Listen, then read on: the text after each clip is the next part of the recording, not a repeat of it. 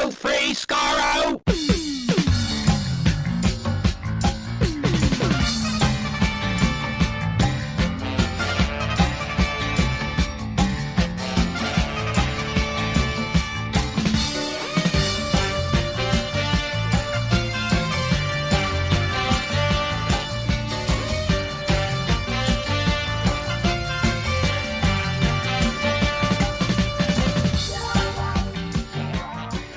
Hello, everyone. Welcome to Radio Free Skaro, episode number 1016.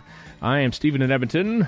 Warren in Vancouver. And Chris in Edmonton. For those of you who wait by your podcast catchers for this episode to drop at, 2 p.m. Eastern every day on the Sunday. We're a little later this week. Because I worked a Oilers playoff game for the second year in a row. A Doctor Who season is coinciding with an Edmonton Oilers Stanley Cup playoff run, thus dividing my loyalties and my attention, I dare say.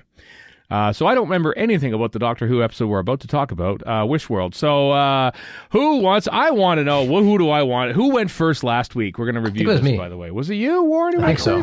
No, it was Chris. Wasn't it you? Oh, was it? Okay. Wasn't it Stephen? It was Chris because it was the Eurovision thing. We wanted to get your... Yes. That was a week ago. That feels like so long ago. It does. I'll go first if you want. Warren, can I ask you right now, on this podcast that we've done since 2006, what did you think of Wish World? Well, I thought... Let me put it this way. All right. I liked the vibes of it.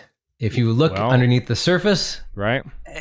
But the vibes themselves, I liked. If you look under the surface, apparently it's Omega, but... well, yes. Isn't Vibes how we left off the last RFS? Yes, it is. Vibes is basically how this thing is going to go, probably next week too. So I liked when he woke up. I know they've done it before, but I did like how he wakes up, he doesn't know who he is, even though the television is telling him incessantly who he is. That's true. But he doesn't know. He doesn't know that he's Doctor Who. But he doesn't know. I liked sort of the whole off-kilter prisoner feel of that, like just the weird... kind of menacing suburban vibe that they were putting off, to use vibe again. Right. So that part I quite liked. Right. The Rani stuff doesn't make any damn sense, but it was done with a certain amount of verve, so I didn't mind that part. But I like the Rani zipping around on her like bone scooter or whatever it is. Right. Yeah. The dinosaur stuff, they just don't explain it, and I... No. So it's a wish world, though. That's the thing. You just wish whatever. And I also liked the whole thing where, he doesn't see disabled people, so we aren't seen. I thought that was kind of a neat twist. And also it's a weird world where apparently there is no racism. There sure as hell is patriarchy and homophobia, though, and ableism. But for some reason, not racism. And misogyny. And misogyny, yeah. So all that was interesting, and it's not slower paced, but it wasn't the... grocery list of stuff that usually the first part of a second part of or the first part of a two-parter is. So I kind of found that weirdly refreshing because they just kind of, I don't know if held back is the right word or just did it a little differently. It wasn't like Stolen Earth and all the rest of it where they're just piling thing upon thing upon thing. I always use Stolen Earth, but there's other examples too. Right. But that just means next week probably we're going to pile a whole bunch of nonsense. And RTD loves to do this. It's a black hole generator since we're on a mountain for some reason in Last of the Time Lords. This is not just current. Right. This is way back when RTD as well. Mm-hmm. He just loves to go, hey, surprise, surprise thing. Or the Osterhagen key is my other eye-rolling favorite. Yeah. So I just got a feeling a lot of that's going to happen next week. I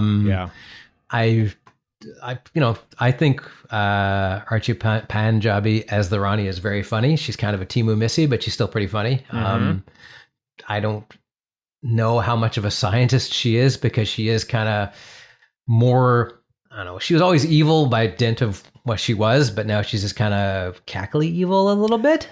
Yeah, a little bit. And would a scientist buy into all this magic nonsense in the first place? I don't think so. So that's just my take on it. But overall, I didn't mind it. Chris wins the Knock the Mic award this time around. Yeah, this time for now. Taking Warren's dynasty away from him. But go ahead. Oh well. I say that so I don't have to edit it out later. But there you go. So anyway, I didn't mind it. I watched it twice. Don't think too hard about it.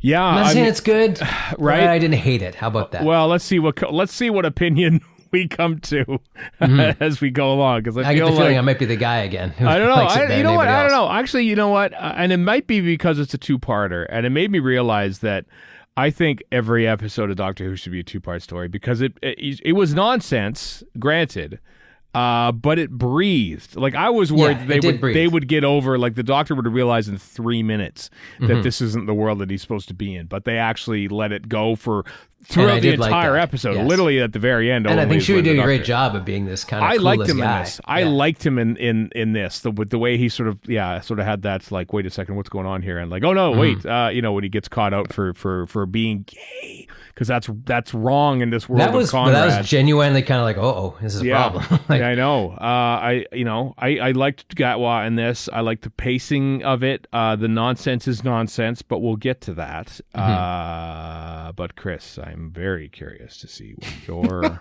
initial reaction to this episode. Very curious to see it. I was supposed to do dioramas or what? Wow. Yes, please. Puppets like Homer trying to explain, or Bart explaining things to Homer. I mean, I'll keep this probably briefer than Warren. I went into it expecting nothing, and hey, that's what we got. Ooh, zing! That's brief. No, in the sense that in the sense that this is a setup episode. Right. So like looking at the live stream chat, looking at things I've seen on social media and whatnot, people with a zillion questions, and it's like, yeah, well, that's what this is for, is to raise those questions. We get those answers next week. Right. People who are lambasting, because I've seen a lot of vitriol over this episode already. Those who are lambasting it are doing so with very, very, very incomplete information, and I think that's really not fair to the show. That's true. So I didn't get much out of it, but I didn't expect to. And next week is where that changes. Yeah, that's a pretty good way to put it, actually. Yeah. Stolen Earth back in the day, I was very, very, I thought it was a very good episode. At least the ending. Still find it a lot of fun to watch. Stolen Earth, I really, really, really, really enjoyed at the time, and then revisiting it after the fact, however many years afterward, it all falls apart. It's all great vibes. build-up, but boy, oh boy, is Journey's End crap. Yeah, it's all vibes. That is, and there's a similar, you see, yes, it rhymes. RTD rhymes a lot. Yeah. Let's face it. But this, like you said, Breeze, it doesn't have that pacing and energy, which actually is a positive. Yeah. Great reference to Graham Harper. Graham Harper. Yeah. Conrad wished this world into existence for some reason, because apparently only he could wish a world that had this in it. Well, with the baby, what's his name there? No, it's because the Rani liked him, I guess. And that's why he I don't want a redemption That's why he was arc set free from jail. Yeah. Let me put it that way. I do not need a Conrad redemption arc. But, that type of person, honestly, I don't think we'll get one. I don't think so either. I think if there was any time, and I wouldn't usually accept anything done by AI, but I think if you're going to go meta, Conrad is exactly the type of person who goes on, look at this artwork I made, and it's completely AI. And I think that all of his world that he imagined should have been like some AI nonsense or something like that, because that's what he would come up with. What that weird glow? That's basically what it is. It kind of is, but it looks better than most AI art, but yes, by actual people and stuff like that. Yeah, and those wonderful little TV sets and stuff, because it's sort of like pseudo 50s and but today, except when it isn't, because his room's got a modern computer in it and a couple other things. Yeah, in the weird retro-futurism kind of. And a 90s camcorder. In the Bone Palace. Episode 9 of WandaVision. I don't know what that is. I don't know what that is. It's probably Marvel. for the best. Probably for the best. I know Marvel it's a Marvel thing. Did what's his name? Was that guy in it? The guy from the guy was in it. I don't know which guy. You know what I mean? The guy was in Master Commander Far Side of the World. Red Witch and Vision. Paul Bettany. He's in it. Paul Bettany, whose father, Thane Bettany, was in State of Decay back in 1980. There we go. State of Decay. You know what? I saw the bit there when the Rani's flying around on the scooter, and the first thing I literally thought of was Flash Gordon. I thought of Wicked, which I haven't seen, so maybe I'm wrong. Oh, really? I saw this is 100% Flash dressed in red. Gordon. They were dressed in red. They were flying around on a scooter that looks exactly the same and stuff Flash like is that. more camp than the Rani. I almost said Missy. Is it though? Like, I have to ask now. I think at that actual Brian moment, Blessed has been in both Doctor Who and Flash Gordon. Has been. That's true. The links are irrefutable. To ask the immortal question from that podcast, is it camp? I think very nice, very nice. I think Doctor Who officially, the RTD2 era with that Rani segment flying around, it's camp. Oh yeah. It is Very now much so. camp. I don't know. What you think of camp is what you think of camp, but I don't know. Is that a declaration of It mine? can be that, used for good or evil. Maybe. Hey, I love John Waters. Most of his stuff is camp as hell. I also feel like they're really playing into the Rani camp aspect of it. But let's face it, the Rani wasn't as much camp as everyone's reaction to the Rani for the past 35 years. That's been like it's kind of been the build up to it, you know? The Rani dressed as Mel is pretty damn camp. Which we haven't seen yet, damn it. No, I would, it'd be interesting Let's to see. go. They're going to meet, they better meet. Mel, as part of the finale, as part of the resolution, Mel will dress as the Rani, infiltrate the Bone Palace, Right. trick people into doing her bidding, and somehow that makes And there'll be the Tet Traps Doctor for win. some reason. Alleged. Oh, are Tet Trap's going to come back? Maybe. I don't know. Do you think it's camp, Chris? Has it always been camp? What is the level of camp that Doctor Who is at right now? Because I think Don't know. I feel like this is as I'm not. high as I'm it not. might I'm not. be. I'm Camp not the Force best One. judge. I'm not the best judge for that. Although in Interstellar last week, the Doctor does say, "Ooh, camp," or whatever. So yeah. I think it's been that way. You know. Sorry. Yeah. Saying Camp Force One reminded me of the phenomenal song from about 15 years ago by Bear Force One, which is an actual band of a bunch of bears singing, I think, disco songs. I think it was. And there's just guys in like the video. They're big bear dudes. I just love the name Bear Force One so much. Right. That's lovely. I was thinking of the little bears and the little cars and the No, Moscow these Circus, are the other kind of bears. Understood. Probably didn't get paid Not from $450 Qatar. million from Qatar. Yeah, exactly. Anyway, the Rani's back in full force in this episode, with the Rani as her companion for some reason. Again, how do we feel about the Rani? I think Punjabi does okay, but she does fine. Yeah, she's fine. I don't like this whole dynamic. It's weird. Like maybe that's on purpose, but just the whole thing of one of them being subservient to the other. They're both the Rani. I mean, we've seen it before with John Sim and Michelle Gomez. Yeah, but neither of those are subservient to the other, though. Let's face it, we've seen it before with John Sim and Alexandra Moen as Mrs. Saxon. Oh, okay. Yeah, I guess you're right. This feels more of that relationship. But they're not the same person, and this is the same person, essentially. That's true. And this is a stupid thing to get stuck on, but I don't know. It just kind of bugs me a bit. And you get the impression the way that Mrs. Flood doesn't like making sandwiches. You can tell that they're laying the groundwork that there's going to be not make a good sandwich. Absolutely. Yeah. She's gonna be the good Rani. There's going to be a stab in the back here at some point, and it's time to stand with the Rani. It's where we've always been going. Yeah. Oh, that makes me think of Dr. Falls. Yes, it does. Oh, it's so good. It's good. Anyway, Doctor Who. carry on. Yeah. Just thinking about the Capaldi era. Sorry, I know I've been down on this era of Doctor Who, and I try not to be. Like I said, I right now I'm feeling I like this episode the most out of the three of us. Okay, all right. Okay, I think so. It is nonsense. I don't think that's a high bar to clear. No, but there has been. I mean, this is another case where I might start to find things wrong with it, but the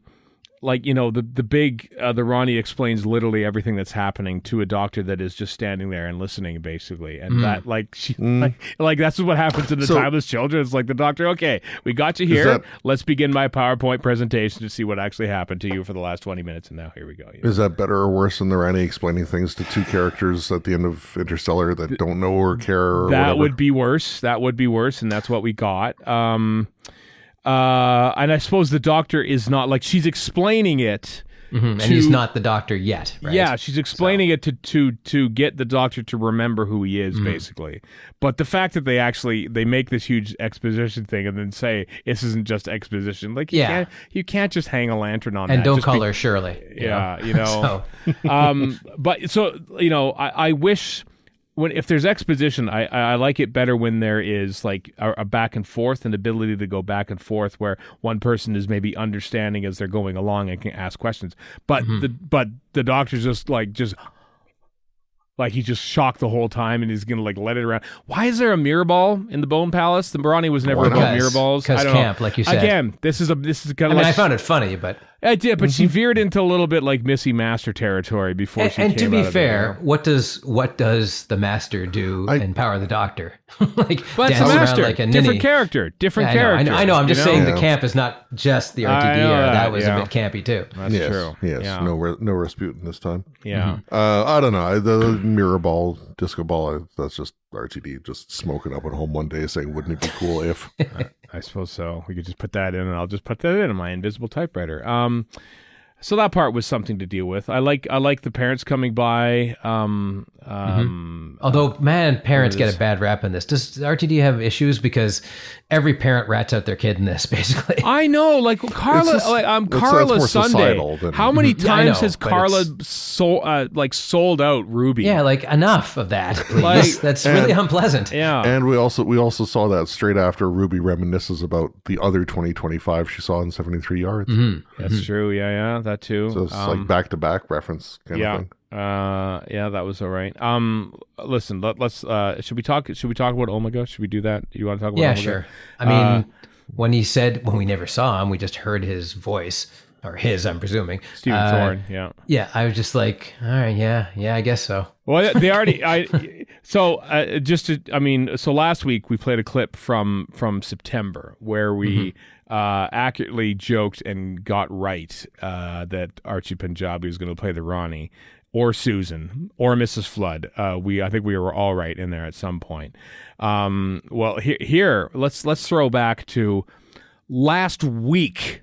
Okay, last week is what we said. Here's what we said about who might show up in the finale. This is from last week on Radio Free Skaro. I'm sure there's going to be a big shock reveal. Someone's going to say directly to camera, "You remember me?" I'm just trying to think. Yes. I'm trying to conjure up. See, you got to have somebody fabulous. So that's why I'm saying it's Omega, because he's fabulous in both his incarnations. Oh, that's right. But you got to have original OG Omega. It'll be OG Omega to look like that, and now they can afford name brand Rice Krispies for him. We won't be talking. Actually, maybe it is an Arc of Infinity. Yeah, Peter Davison stumbles in covered in Rice Krispies. He's bi-generated from that doctor or whatever. It's all happening. There's a bi-generation. Which makes no sense because that's Omega. It's a bi-generation, and Peter Davison shows up, and he's there, and he bi-generates into Omega from Arc of Infinity with Rice Krispies on his face that he can't get rid of. On his face. I keep eating these damn things, and they keep regenerating. Anyway, after all that, why did nobody say that Omega bi-generated and both the Omegas we've seen in the past are going to show up? That's true. I put it this way to a friend of mine, one of the people off at a camp, who hasn't seen Three Doctors yet. And one of the things, I sent a picture of OG Omega, and I said, "Look at this glittery diva." Right. And he was great in that, wasn't he? Are we surprised that we haven't seen him? So this is another thing. Like basically, honestly. Yeah, me too. He's talked about as if the fans would know what that means, but then they're not shown. So I hope you enjoyed that, people who've never seen Doctor Who before.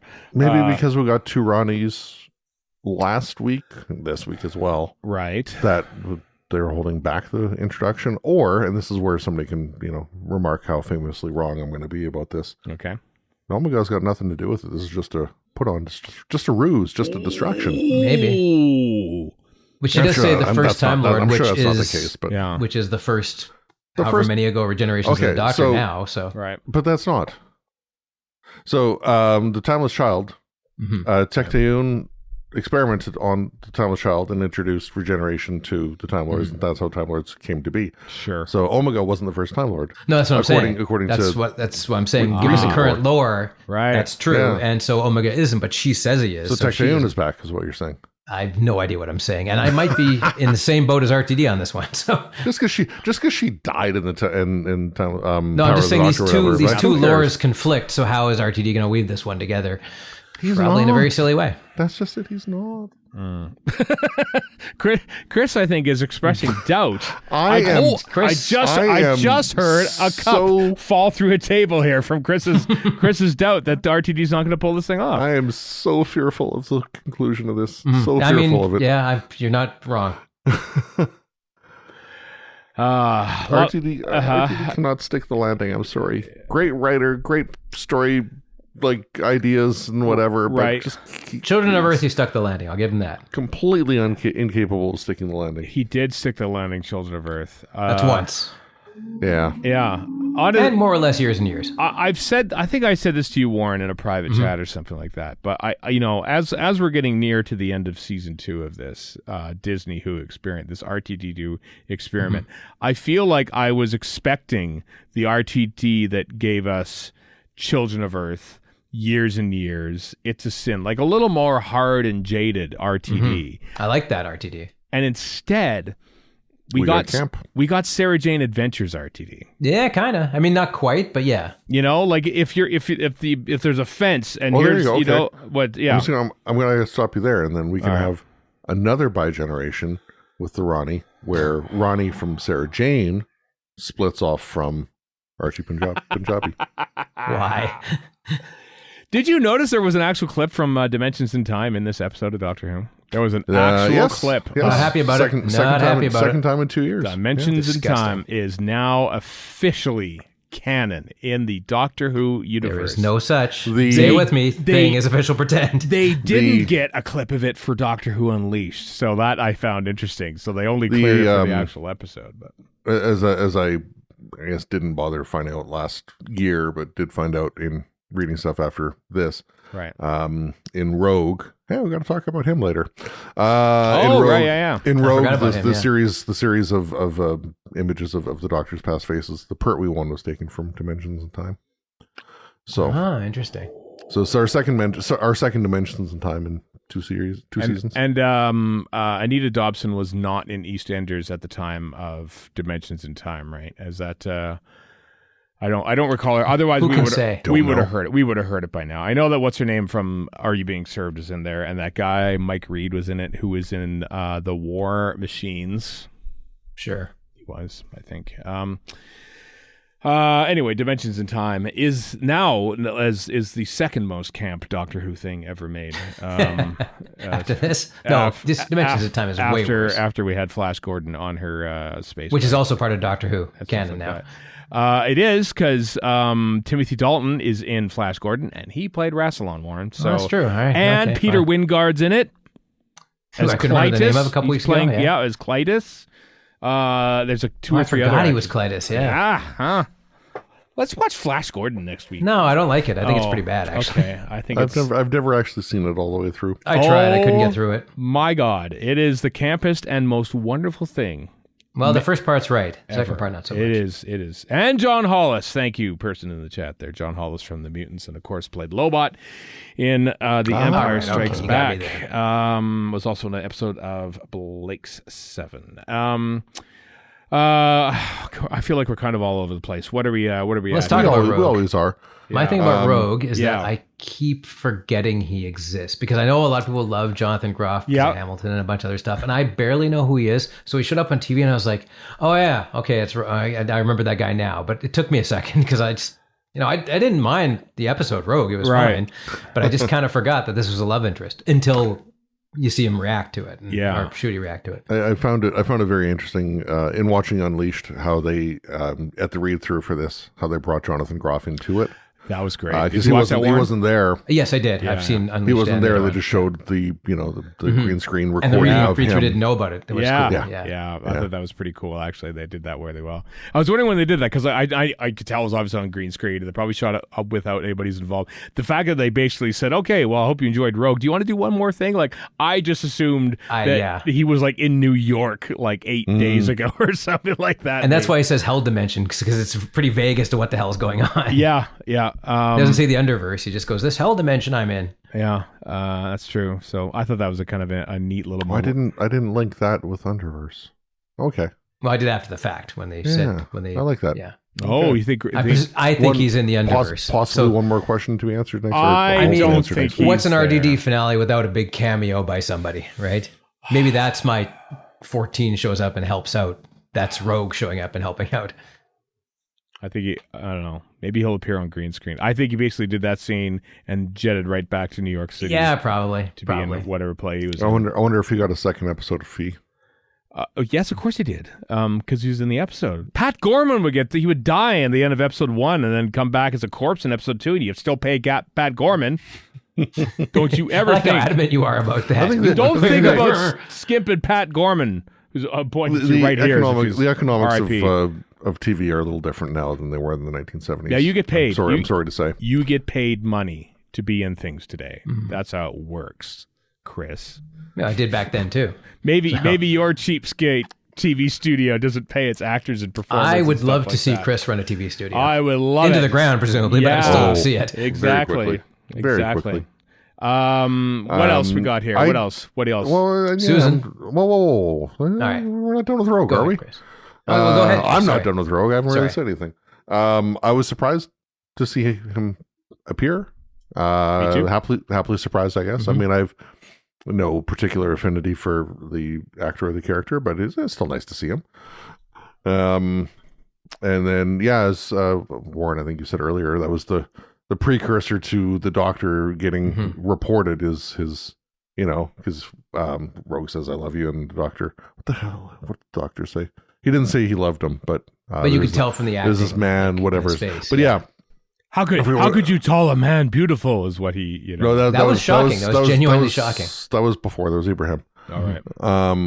At Unit. Right. Which later on the notes about that. Yeah. Probably. The notes here. Yeah. But whatever the exact wording was, because I can't quite recall, and I don't have it playing out in front of me as Stephen probably does. But yeah, I liked the Rogue appearance. That was good. Where else was I going to talk about? Oh, you know what I did like? I liked the fact that Rani's plan was to actually break this silly world.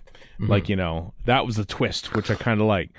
Break the world, no. Harvest doubt from the world, Harvest doubt, but the perfect perfect or the power of whatever doubt creates, right? And knows that the Doctor would probably figure out the entire world, and once he does, which is the point, and that's why she's like unscrewing the weird bolts of off the so that balcony. the thing can fall off afterwards, very slowly for a thing that's falling. I thought, but then again, it's not Mavity. One more week of Mavity, everyone. It's not Mavity. They'll say it in the line between the line and the sea, I'm sure. That's no. I don't know. I feel like a lot's going to get put back in the box and put to bed. No, maybe at the end of next week's episode. He said, hopefully, because go ahead. We're just basically writing the obituary for RTD's Doctor Who tenure here, but leaving his successor potentially with this Mavity thing would be like the worst thing ever. Possibly, yes. Yeah.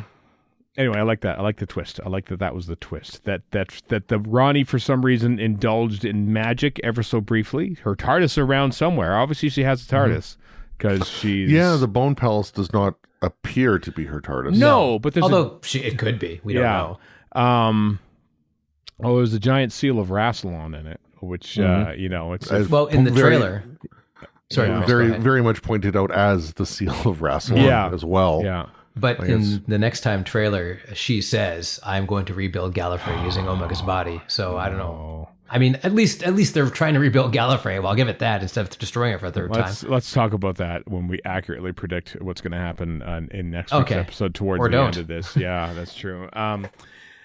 I know how many notes you got there, Chris. I'm just thinking if we could do those talking points. Whatever you got. One of the things to talk about the Rani for a sec. Sure. One of the things I've seen a lot of, and I guess this kind of crosses one of my notes is here anyway. A lot of people saying, it's not the Rani, it's just like another master kind of thing, and I think the lines kind of got blurred a bit because of John Sims' later portrayal of the master, and especially Sacha Dhawan's portrayal of the master. And Missy's camp as hell too. And Missy. But yeah, this whole planet thing is more or less an experiment. And like at one point in time, Rani says, "It's a shame these little people have to die." I was getting quite fond of them. So like number one, when did she start caring about her experiment subjects? Because she never really has in the past. No, that's what set her apart in Mark of the Rani. It's just like, I guess these two can't go out. All right, well, let's just kill them. Bloop, bloop, and then like kills them in the Mark of the Rani. Yeah, but the bigger thing is it was still her running an experiment, and that is very Rani-esque. And that's true. That's true. I don't care for all the comparisons with the Master because I mean they're not inappropriate, but they're not helpful totally there either. Yeah, it's the style. It's her style of things, which sort of like the ballroom dancing thing. They said we were lovers dancing in Persephone. Like that feels like a Dr. Missy or Dr. conversation. Master for that matter. Especially with the waltz and everything like that. It felt like the waltz is written in. I know you had something to add there, Warren. I'll get to you. No, that's fine. Okay. That, the waltz thing felt like, okay, this is a massive exposition dump. What can we do to spice this up a little bit? Yeah. I don't know, ballroom dancing for a little bit of it. Let's go to this room and look for him, but you can't go in. Now let's go back here and mirror ball. Let's go dancing. And, it's a way of sort of splitting up the exposition dump, which it was a pretty big exposition dump. Let's face it. Pretty big. Yeah, and also at the end when the Rani and the doctor are talking out on the balcony thing, and then the doctor's just he starts to remember or whatever. Mm-hmm. But and then off screen the Rani goes in, locks him out, and that's like that. Yeah, I have two random observations. Sure. That's why I was raising my hand. One, Poppy is the most adorable baby I've ever seen in my life. Ridiculously adorable child. Right. Especially because she's not talking. She's just being a baby.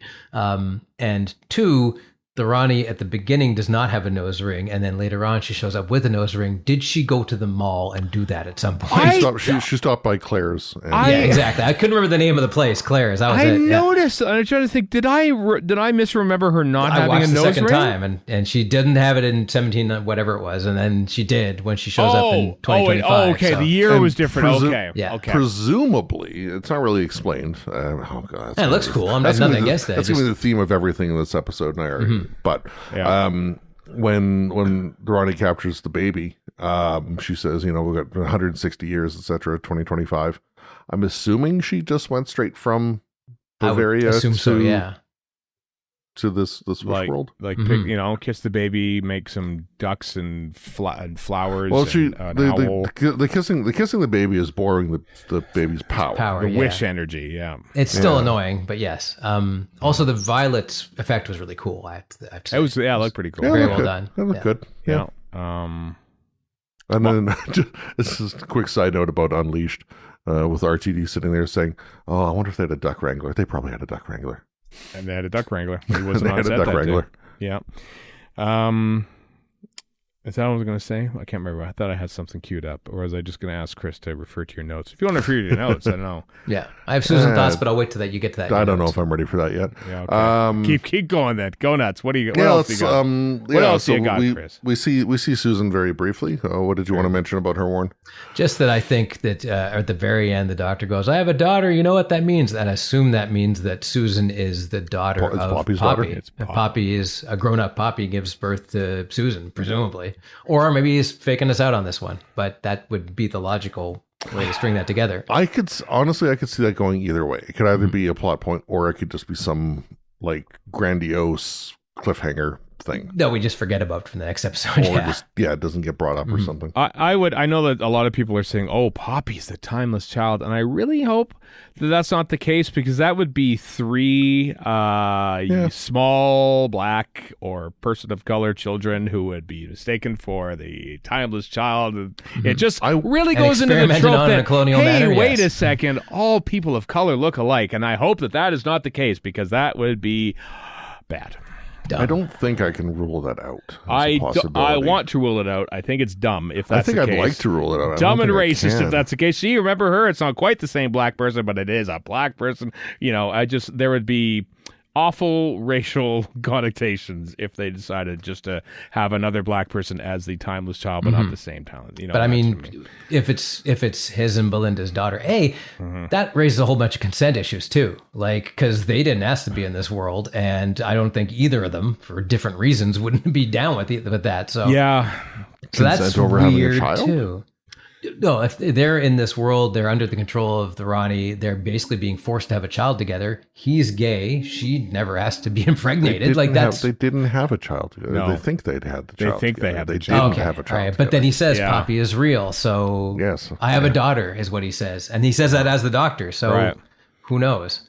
Is he thinking in his head, I have a daughter, but the only daughter he can think of right now is, well, remember, I have a daughter, so it's not Susan, because Susan's a granddaughter, obviously. Maybe he's referring to some daughter we've never seen, which would be overly complicated. I don't know. I think he's still thinking that Poppy's his daughter. I think he still isn't quite, that's what I was gonna. So when it's a bit of a minefield, no matter what. A little bit. When he has the little flashback and he goes, "Oh, I remember," and all the quick little shots of doctors are, and you notice that they start on Hartnell and all the way through, and then they throw in Joe Martin after Jodie Whittaker. So no Richard E. Grant though. no Richard E. Grant. That's right. For Poppy and the whole Space Babies thing. Mm-hmm. Right. A couple things there. Number one, I don't want to have to watch Space Babies again. Fair. To get stuff, like depending on what they do with Poppy, right? Like, is it the same Poppy from Space Babies? Is it just a fabrication as part of the Wish world? Is it like, I don't know. We're hopefully going to find out. Don't forget that in Space Babies, right off the bat, the Doctor also mentions the Rani. So we already have because I did forget. When was that? Because I just brought up the script here. Thank you. I was adopted, and the planet that took me in, they're kind of posh. They'd use titles like the Doctor, or the Bishop, or the Rani, or the Conquistador. Say Doctor for 1,000 years, and it becomes my name. Mm-hmm. Gotcha. Let's throw it in there. The line from Space. And just to planting the seed, yeah. Further muddy the Poppy waters. She shows up in Story of the Engine walking around. So is that something the Rani did? Is she just a projection of the Rani? Who knows? Yeah, I don't know. Answers are not there for questions that we have. Maybe that's true. So answers on a postcard. And then that's the theme of this as a whole. There's so many questions. Lots of questions. Yeah. Like in my notes, I put down Poppy is the Doctor's actual daughter? ? Stay tuned for answers to questions like this, and about the walking skeletons and whatever. At least we had better get answers. Mm-hmm. There's a lot of stuff here that's thrown at us, and a lot of it needs more. And I mean that's. Mm-hmm. I'm fine, totally fine with this being a setup story, right? And all the proper big stuff happening in the finale. Mm-hmm. So the 66-minute finale, by the way. 66-minute finale. Yeah. I just hope we actually get it. Because there's a lot of threads to tie up, and I don't know that I trust RTD enough to tie them all. I know that I don't trust him enough to tie them all. That's not to say it won't be a good ending. It could be a good ending, and he doesn't tie everything together, but we'll see. I mean, past precedent has not been kind. Let's face it. Listen, I know people have said we've been negative on Doctor Who in recent weeks, but I'm just trying to think. Like, we were including dumping a massive amounts of praise on the Story in the Engine. Yeah. Well, I know, but as one. I'm just trying to think. Like, just dating back to last year, how everybody really hated Empire of Death. For good reason. It wasn't great. I know, and we're kind of getting like. We're a little bit verging on that now with just the reveal of a very, very important character from the 1970s showing up, and what's he going to look like? I wonder. Is it going to be fabulous 70s, or is it going to be balloon face 90s, which at the time, or 80s? 80s, yeah, which at the time I liked. Well, something completely different. Where's the Urgon? That's what we're all thinking. Here's the thing. When you look at like the little bone palace and everything, right? Like you could see like there's little bones and stuff like that. Those guys are cool. I like these guys. With the what guys? With Hellraisers with the optometrist equipment. What I'd like to is when you look at the bones and everything, it does kind of remind you of the bones, the rib cage of the Urgon. Is this basically the Rani's way of saying to Omega, look, please come forth into my world. I have made my bone palace to look like your best friend, the Urgon. I really hope it's not that convoluted. Mentioning Omega's bad enough without throwing the Urgon in there. Right. We've had Omega's voice at the end. From Big Finish. Yeah. Okay, fine, I'll bring that up. Omega's lines are taken from the Gallifrey story in Intervention Earth, the first time archive audio from Big Finish has been used in television Doctor Who. Wow, so Big Finish and Dimensions in Time now officially canonized. Because in the past, obviously, we've had, was Night of the Doctor, the Doctor talking about like Charlie and Chris and the companions from Big Finish. But it's the first time we've had actual Big Finish audio. Yeah. Michael Wilson in the chat says, don't forget the gel guards. Don't you think for 1 second I've forgotten the gel guards. I would love to see them show up in their original form. Right. As I was saying earlier. Somebody has to say Holy Moses. Somebody will say, and it's going to be awful. We're going to laugh at first, and then we're going to groan. We're going to laugh and then groan, just like they do in like I don't know. Like, wasn't it? Didn't they make a new Alien movie and basically they had everyone just saying ruins lines of other movies and that, and just like get away from her, you be, which doesn't make any sense with the character that says it. Yeah, or like Spock yelling Khan and Star Trek Into Darkness. I actually swore at the screen in the theater when I saw that. Me too. If somebody screams "Holy Moses," I will both laugh and be angry at the same time. I will be langry. That's what I will be. Angry. Yeah. For Omega. Mm-hmm. Yeah. So again, we've had his voice. Feel free to clip that little bit again for use to next week's episode. That's what we do. That's your job. Yeah. That's true. So we've had his voice, and I was saying earlier, I'm wondering if there's a chance that we might not actually properly get Omega. Maybe it's diffuse. As Warren has pointed out with the brief next time, and as people in the live stream chat are saying.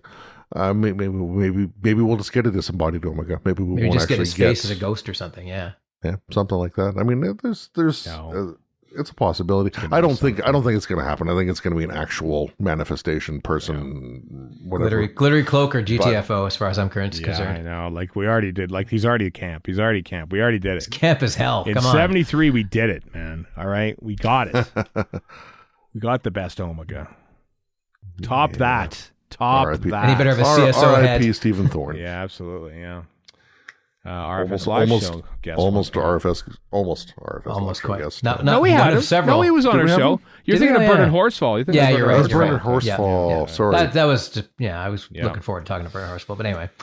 Yeah. So there we go. We talked about Omega. We talked about Bone Palace, sandwiches, babies, Conrad, all the little books that he has. Were written by I.M. Foreman, the little fake books about I'll get to those. Okay, you'll probably get to what I'm going to say, Chris. Right. Yeah.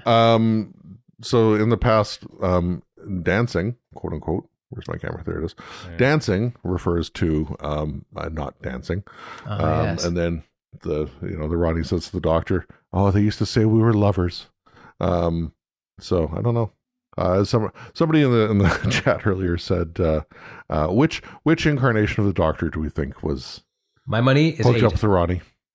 Oh, probably. Paul McGann, handsome fella, and we haven't seen an adventure with the Rani, so. I mean, although theoretically, if Big Finish is canon now, I'm sure that then you would have to go through the depths of that. I don't know the full Big Finish repertoire, but I am almost certain that Kate O'Mara showed up at some point. Absolutely. And I'm almost Paul McGann certain half that Big McGann Finish, will be there. Yeah. So just the law of averages said. Somebody who knows that information will doubtless tell us. Spin the Big Finish story suggester wheel randomizer. Just go, okay, we got Paul McGann and Rani. Hey, there we go. Put it together, and they win. I mean, I'm not complaining. Yeah, that's who it was. That's right. Because I mean, it was David Bradley's Hartnell. Because I mean, we could have Richard Hurndall's Hartnell. Richard Hurndall's with the Mrs. Flood Rani making that sandwich for Conrad very poorly, I might say. Mm-hmm. Maybe the Doctor can be the meat in the Rani sandwich. Is Susan Twist a third Rani? What's going on here? Yeah, you want to talk about her? This is the only time she's shown up, right? Susan Twist or Mrs. Flood? No, Susan Twist. I think Susan Twist is just good old Susan Twist now. I think you're right. But why is she in all these different time periods then? Well, she's not anymore because she was Susan Technology, but now she's not anymore. And now she's just Susan Twist who works at Unit occasionally. Was that just a way Sutek... who cares? I tried to figure it out halfway, and I'm like, to hell with it.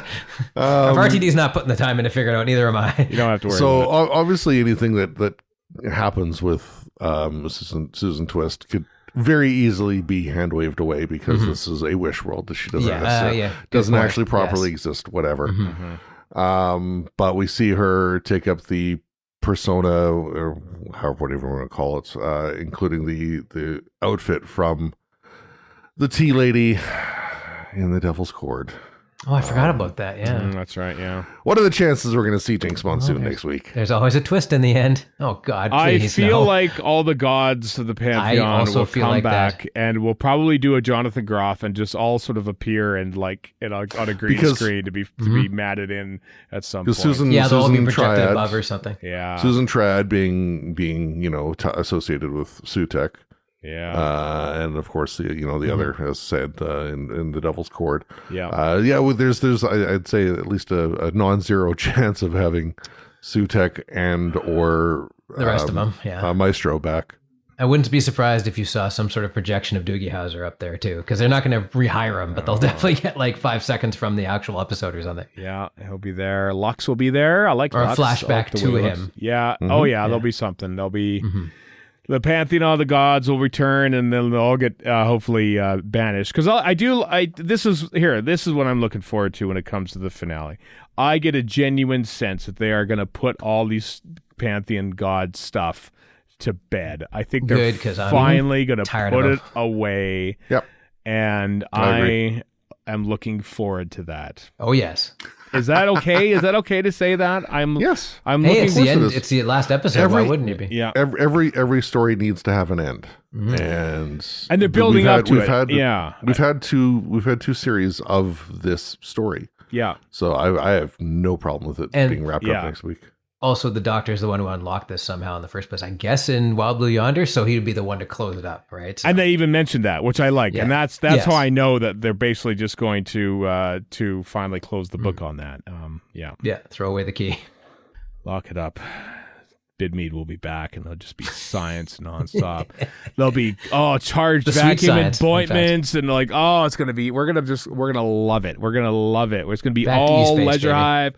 Radiophonic Workshop's gonna come back. It's just one guy and his synthesizer. I like even creating your own member berry verse here for yourself. Like I don't want in a thing full of member berries. By the way, I understand making it boring. Yeah, Christopher Bidmead's writing, and it's coming back. 85-year-old Christopher H. Bidmead is the new showrunner of Doctor Who. You heard it here first. Hey, if Ridley Scott can direct several movies a year, right? At age 80, whatever he is, Bidmead can do it. He can do it. The episode just finished in front of me, Chris. So I think it's time to go to your notes to try to. Sure. Shortest episode of the. Only fault because it's just a bunch of batting cages basically, and it's just like because we're just warming up, as you say, Chris. We're getting to the good stuff next week, and that's the only. But I mean, well, I hope we are. That can be good. Like remember, I said before, Name of the Doctor is essentially Ant-Man and the Wasp 3 Quantumania, but it's really good. You can't have a good version of that. Quantumania sure as heck wasn't. No, it wasn't. But that was a setup for the Day of the Doctor, and I thought it was great, even though it is just setup, really, when you get right down to it. I remember many, many years ago, whatever year it was, going to see Harry Potter and the Half-Blood Prince. So was that the 8th one, 12th one? I don't even know how many. Sixth one, and I watched the 2.5 hours or whatever it was, and I walked out of the theater just saying, "Oh, that was dull. That was just a setup for the finale." Oh, right. I saw that in Japan. Yeah, but you were right; it was dull. And that's been weighing on my mind a lot since watching this yesterday. Is okay, well. But what are we going to get out of it? That's what I thought watching Empire Strikes Back too. Dull movie. Jeez. How dare you? I'm kidding, of course. I can never tell with you. It is from 1980. So it is the second best movie, as we already determined. From 1975, Warren? No, Flash Gordon comes from 1980, and that's the best science fiction movie of 1980, followed very closely, Warren, by Empire Strikes Back. Can I just say this, for the record, you sicken me. All right. Chris, what's on your list? Sure. Okay. Let's do it. Let's do the list. Seventh Son of a Seventh Son is the name of an Iron Maiden album. I forgot about that. Yeah, gonna throw the horns. It's also something that what's his Angus, and it's also from Angus McRanald in the Terror of the Zygons. Hello, Fox N. Exactly. Yep. So are the Zygons did that inspire back? Iron Maiden? Question. Yes, honestly, yes. Angus Lenny did directly inspire. I mean, they do have a TARDIS in one of their albums, Somewhere in Time, I believe. Yeah. That album was like 88 or something. There's 8 songs on the album, and a few song titles could actually tie into what we've seen on Doctor Who lately. That's true. Not that I remember what they are, but listen. Our good friend Dave Barsky took me to an Iron Maiden concert at Edmonton, and there was like a big giant robot walking around shooting laser guns. And they go, "Why not? We could see exactly this. We could see an Iron Maiden concert on the next week's episode of Doctor Who." And I would not very much doubt that's RTD's jam. I think. Okay, I'm going to put this out there, and I'm going to regret it and have to dodge hate mail. Iron Maiden covering Dugadoo. I mean, Why? We said off mic before we started this. Much as I like to criticize both Doug Adu and Murray Gold, he is catchy as hell. I got to give him that. Can I? It's not good, but it's catchy as hell. Can we talk about Murray Gold a little bit? Yeah, just sure. Because I don't know if I like him anymore. I don't think you've liked him for a while. I haven't. And in this episode, it's like, you know what would have been really cool is that when they're in United Insurance Bureau, whatever it's called. I thought that was kind of clever. I liked it. I liked that. I loved the whole the I vibe love them using of it. the set. Yeah. I love the set.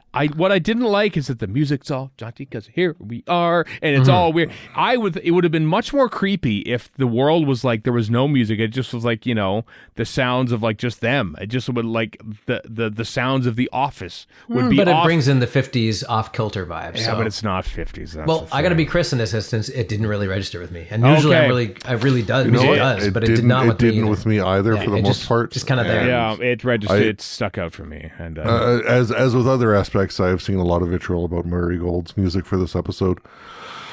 And yeah, like I said, I did. Yes, exactly. Didn't do anything to me. Didn't really register for me. Bad so or good. I have no opinion one way or the other than I'm sure I hate it. I will hate it if I actually hear it. I'll say this. Yeah, I say, you know, I'm trying to make I'm not. I think that Murray Gold writes music and like will write music for what he wants, and then sometimes I think he is asked to write music for other stuff. Case in point. We talked about, Warren, you mentioned the Capaldi's speech to John Sim and Michelle Gomez in The Dr. Falls. And that part, Murray Gold said, let's not do any music here. And he was right. All. And he was 100% right. And I bet you that's Brian Minchin and Stephen Moffat talking there. And I bet you maybe if Russell T. Davies and Phil Collinson were there, there's probably, let's put music in here. Come on, make it sing and make it, we got to feel something. And that's not here. always invalid either. Like, it depends. Yeah, but you know, there's a lot of wall-to-wall. It would honestly, it would be such a mic drop, literal mic drop, if there was no music for like a big important scene in RTD2 Doctor Who. It'd be like, oh my God, there's no music in this. This is amazing, instance, you know? The Devil's Chord, that one sequence of the tuning fork is great because there isn't any music. I mean, that makes sense story-wise too. But it really is effective. I know. Not so much. Yeah. But. After recently watching the Jodie Whittaker Blu-ray sets and revisiting her era, man, I miss Sagan Akinola. I agree. So much. He didn't. So much. Yeah, I wish he I would. agree. It was such a breath of fresh air when he came, and I'm so lamenting his. Now, would it fit this era? departure. Probably not, but yeah. I think it would insofar as even though he did like a lot of like the low bassy rumbly kind of like whatever an atmosphere and very atmospheric. He also did like the strings and the later on the higher stuff and did a good job. and it was quite good. And like I've said before, I have never bothered buying any of the soundtrack albums other than his. Wow. And I've got a big Apple Music playlist of all of it, but yeah.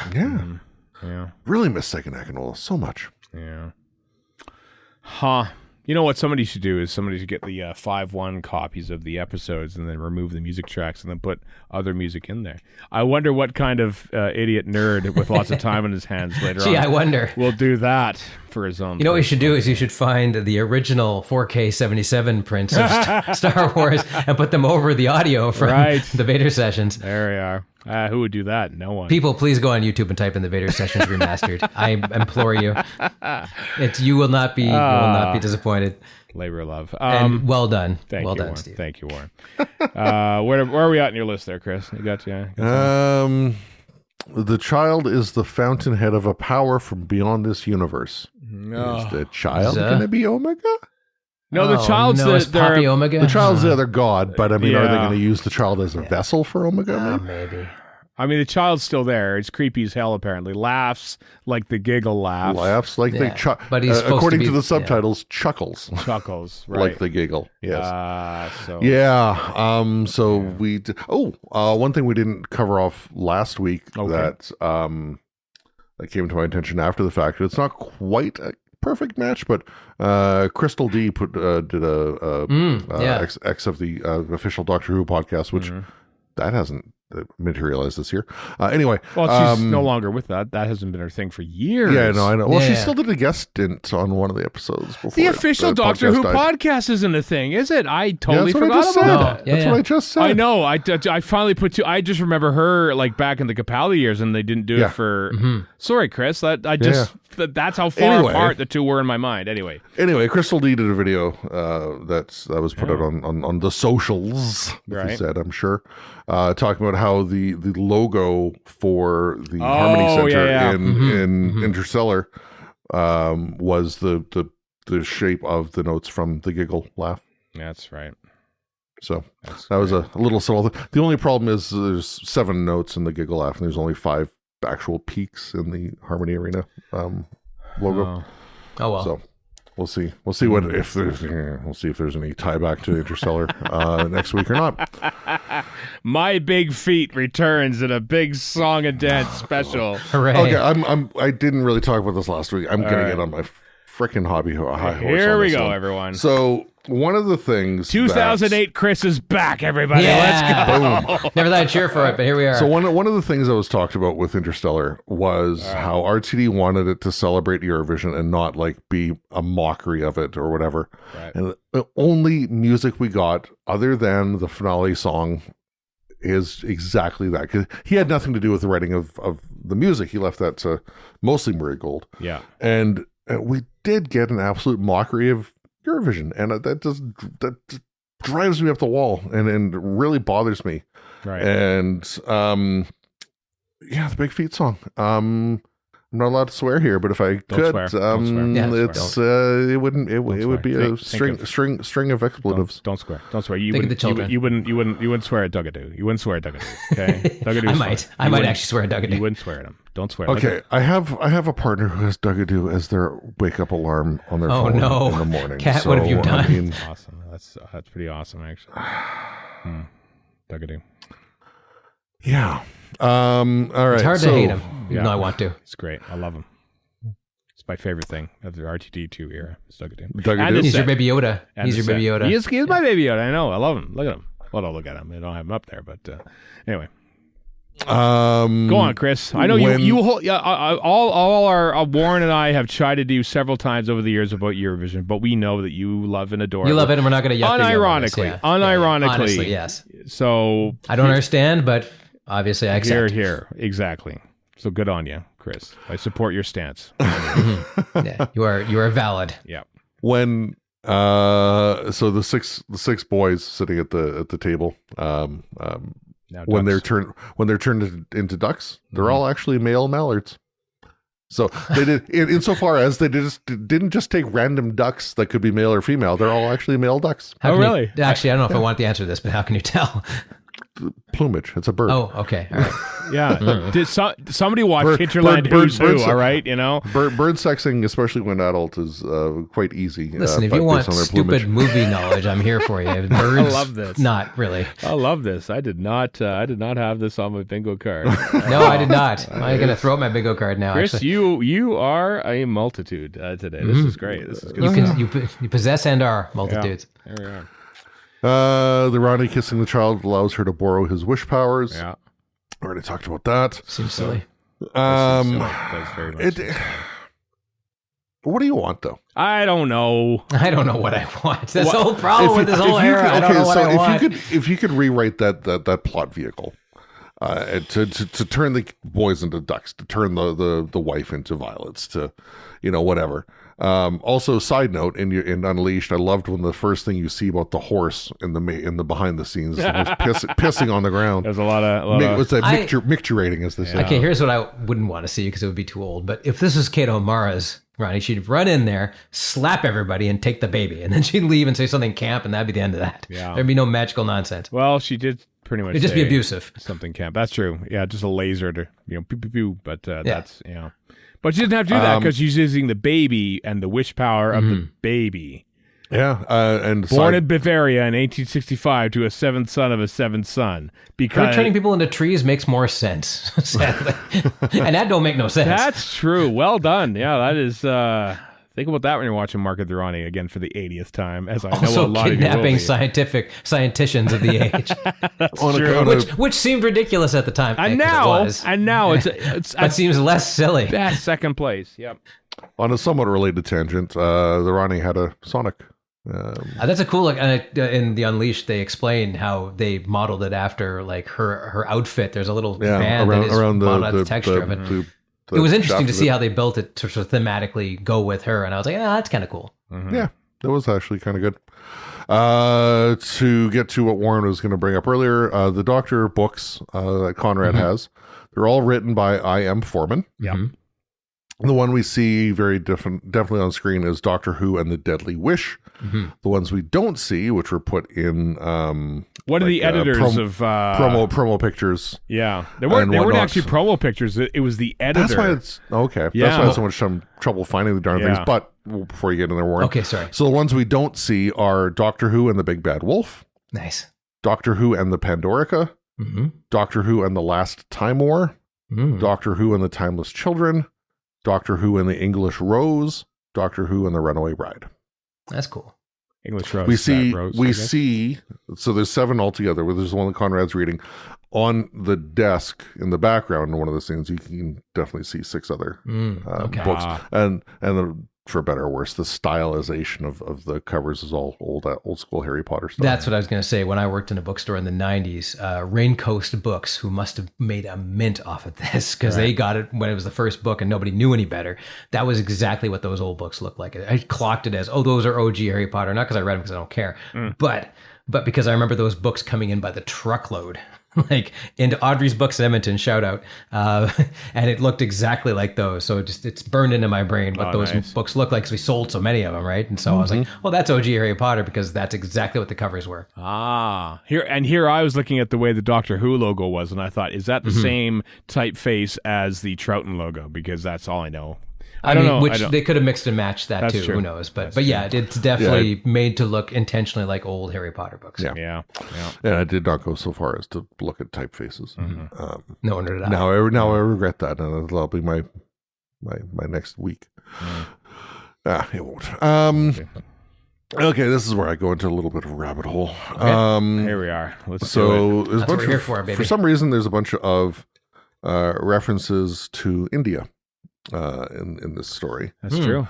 So the baby is Desiderium, the god of wishes, the most powerful god of all. Okay. Desi is taking from Wikipedia here. Desi is a loose term used to describe the peoples, cultures, and products of the Indian subcontinent and their diaspora, derived from Sanskrit desa, meaning land or country. So Derium doesn't really mean anything. It's just some faux Latin suffix, the best I could find. So Desiderium is this kind of based on Sanskrit word, of course. So of course the baby is born in Bavaria. Like the hell? Because we have a forest ready and not. Well, if you want to get really weird, a lot of Sanskrit or like Indian culture was cribbed by the pseudo nonsense of the Nazis because they're like, these are true Aryans, and like that's why the swastika, for instance, and there's other stuff too. So, I'm sure that was not the intention of RTD. Not in 1865 Bavaria. No, true. Rani unification. Rani means queen in Sanskrit. Yeah, which Punjabi calls out. Yeah. We all. I mean, that was known even when Pip and Jane Baker were thinking of a name of the character. Decades old. Yep. Yeah. When Mrs. Flood brings Conrad the sandwich, he takes a break from his broadcast, and viewers are shown pictures of India. Episode director Alex Pillai is of Indian heritage. Indeed, Belinda. Maybe you're getting there, but Belinda, and obviously their whole family. Obviously, making she said biryani, and I was like, I want biryani. Me too. Poppy wants a cat. The Smith's house is 11 Calico Avenue. So calico, obviously a type of cat. Cat nuns. But calico is a fabric, an Indian fabric from Calicut. And it's also used as a British and Indian name for girls. Did not know that. Are one of the cats in the musical Cats, are they calicos as well? And will cats be appearing in Doctor Who? Because I wouldn't be surprised. I don't know, and I don't care. Okay. I've seen the movie. By which I mean the Chemical movie, Assistance. not the long-running Broadway play, the movie version directed by Todd, what's his name? Idris Elba is not, whatever. I don't Judi care. Dench is the cat, main It's a terrible cat film, by in- the way, It's in one case of the you're worst wondering. films ever made, and also very camp. Isn't Jonathan Groff in it? I don't know if he I is. don't think so. Anyway, sorry, Chris, derailed it. So anyway, calico is a fabric from Calicut in India. So as Kat says, the episode features calico, named after weavers, because the next episode will have looms. Boom. I actually called this on social media. I said it's looms. going to be looms, isn't It's it? It's going to be looms. It's looms. Somehow it's looms. They're going to work looms in here somewhere. Going back to Lung I mean, Barrel. that's what those Hellraiser dudes are doing when they're typing things. That's they're actually right. running looms. Oh, that's and gonna again, get- I did really like them. They looked weird as hell, and I thought they were cool. They looked awesome. In the They end, looked really awesome. credits, it's going to say "Looms" by Mark Platt, and that's what it's going to say. Desiderius is Latin for something wished for. There we go. Even There better. it is. At least there's Even better. there's- I looked up Dirium, not Dirius, so I got like no results. But Chris. I'm impressed by the amount of effort you put in. That's impressive, yeah. Yeah, that is I cool. I concur. You know, my question is, how much of this is actually just, RTD being smart and putting these links in there that or is Probably it not just that much. me digging too deeply for no good reason? he doesn't know anything about music or sports, but he might know these little. He knows little what he facts. likes when it comes to music, and he That's has, to true. be fair, employed pop music quite well within Doctor Who. Pop music, but not actually written music. Is what I mean. No, but other people's Including- good music Yeah. in a pop Including vein, he has. The same Britney Spears. Yeah, but including he- the same Britney Yeah. Spears song twice. But he thinks that catch is a sport, and that was like the oldest game ever. And I think Even I know that's not a sport, and I couldn't like- care less. I just the That's the whole basis of Field of Dreams, yo. I know, but it's not it's a father and son It is a reconnecting climax, through yes. this, and then they make it into a game, and at the end of the gig, it still bugs me. Like, doctors, throw the thing 20 foot over the toy maker's head and said, "Oh, looks like you lost. Well, you better die and become a tooth in somebody's." Who picked up that? Who picked up the tooth? Presumably the Rani, because I saw brain. somebody doing forensics where the Are we? same nail the polish. same nail polish. Right. Cloth. Yeah, I saw okay. that too. I saw Okay, that good. too. Oh, thank God. That's going to come out. That's going to be mentioned in It's gonna next have week. to. If we're getting a wrap up of the Pantheon or whatever, then yeah, that would have to. It's got It to would be make sense, yeah. Got to be in there. With the toy maker, I'd be interested to know if they actually did, like they did with Jonathan Groff, just shoot a little bit of extra footage back in the day. I mean, they might have, yeah. because everything was filmed back to back, more or less continuously. I mean, that would be smart for them to do with all these people. Yeah, Sure. it would be. Like Alex Ply in I think it was the BBC Press interview was talking about how he that somebody asked, the question was like, how did it feel coming back to Doctor Who? And he's like, well, I did Joy to the World, and then went right into season 2, so it wasn't even really a break. How did you enjoy your 6 days away from the Doctor Who set? Basically? May as well be. And hey, next week, welcome to the Miniscope, Alex Sanjeev Pillai. Is that only 3 episodes? There will be 3. Will it be 3? Yeah, we're I'll counting have it to as check 3, if right? I've got them on the list yet. Well, we will. At least one of the TV sets in Unit HQ is made by Magpie Electricals. That's kind of member berries I can get That's- behind. Yeah. Definitely been a fairly regular thing across the years, Yeah. well after RTD left. The first time. Susan Twist in her attire from the Devil's Cord will we see Maestro as part of the Pantheon in the finale. If Kate and Ibrahim dated, Kate wouldn't have to work as it's undignified. 1950s and all that. Which 1950s, I guess that makes more sense because I'd put in something about like Conrad. As much of a dick as Conrad is, he's Right. not. He hasn't really shown a misogynist side as Well, he such. treated Ruby pretty terrible. Yeah, He treated that's true. Ruby terribly, but that's Terribly. probably because that's who Ruby was. That's because of who Ruby was, who Yeah. she associated I with. suppose. He Not also because she's a woman. he also has a podcast. To be Yeah, fair. he's an edgelord, so I mean, all those guys are not exactly non-misogynists. So But so like it didn't really feel right that Conrad was putting this like misogynistic spin on things. But the 50s thing actually kind of does make a little bit of sense. Yeah. but it's also kind of to explain patchy it. because Kate is in charge, right? And nobody questions that, even though it's That's a true. patriarchy thing. So that's true. Yeah. not that I'm complaining, and I But don't that's even mind only if it's because patchy, but I she's not noticed married. that. That's only Yeah. because she's not married. Oh, Oh, right, that's yes, true. of course. She drives a hard bargain. Like, come on, 2 minutes prior, you should be there. Come on, be at work. Yeah. On time is late, etc., Yeah. etc.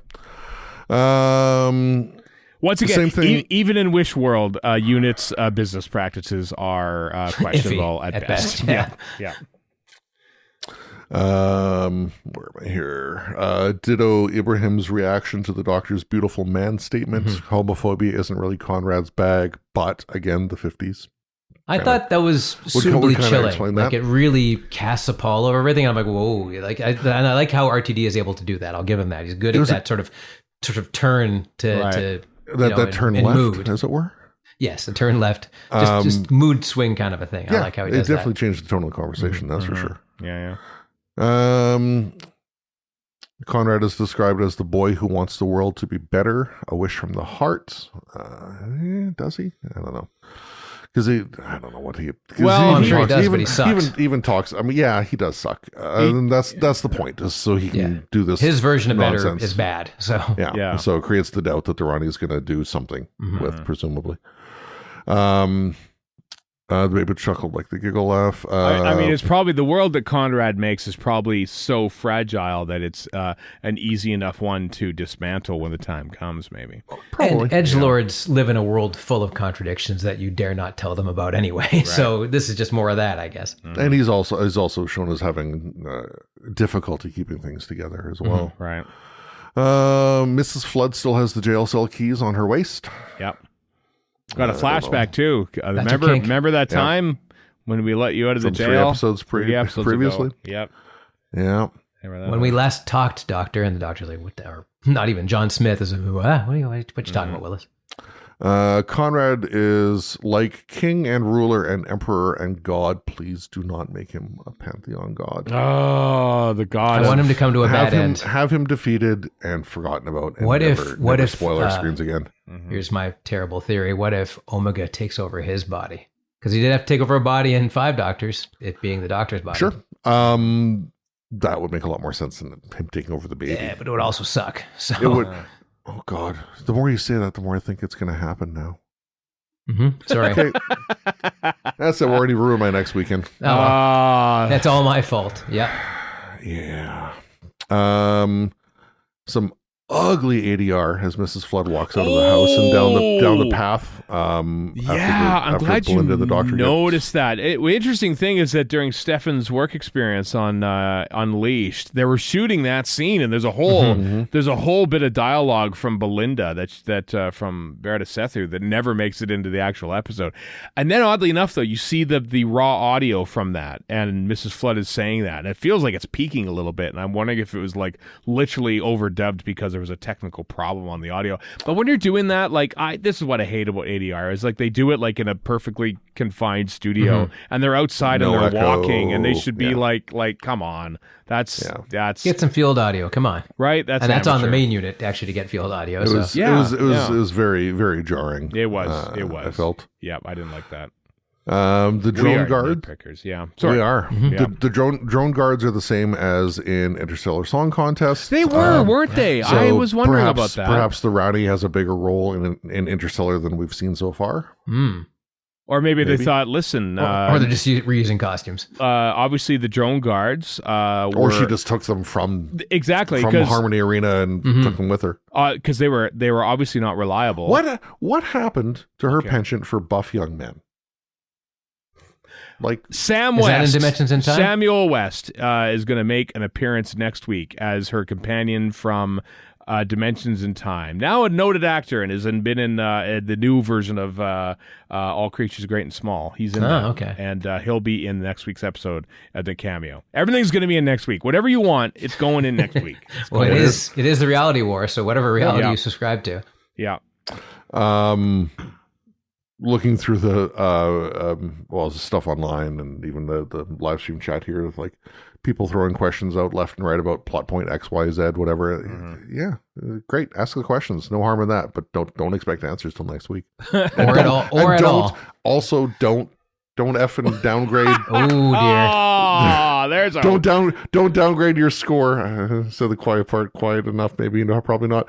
Don't downgrade your score of this episode because of that. Right. That is, as I said before, that's completely unfair to the episode. That's true. Yeah. It's like this game sucks right now. You went this game at halftime where you're like, you're down by 3 points. Yes, it's the worst game ever. I'm already going online to talk about how bad it is. Well, hasn't ended yet.